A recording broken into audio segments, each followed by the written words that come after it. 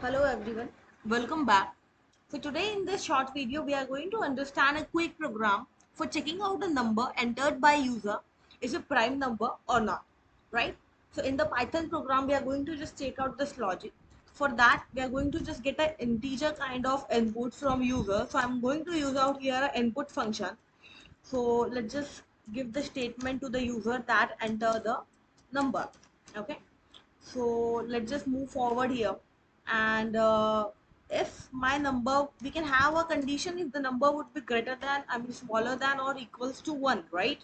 So of course that number is going to be not going to be prime, right? So we are just simply going to print out that not a prime number. Else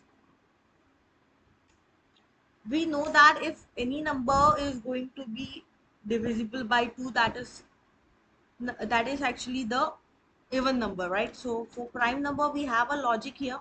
Let's just check it out. I'm going to just take a loop.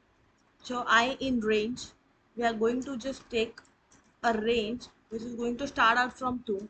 We'll go and take the integer kind of number. Number would be already entered by user. Zero point 0.5 multiplication, power of that number, zero point 0.5, with addition of 1. Up till this range I want the loop to be executed. So if my num percentages with I would be equal to 0, in that condition just print out that it's not a prime number, and just break and terminate the loop. Else we can have the direct printing of statement. If this logic won't work, so just print out simply that it's a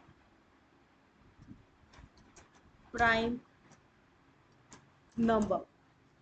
So if I'm just going to enter, just trying to run the program, it's asking me to enter the number. Let's say I'm entering out 2. So it's a prime number, of course, right? Let's say if I'm just trying to run the program again, let's say 22. Let's check it out. It's not a prime number, right?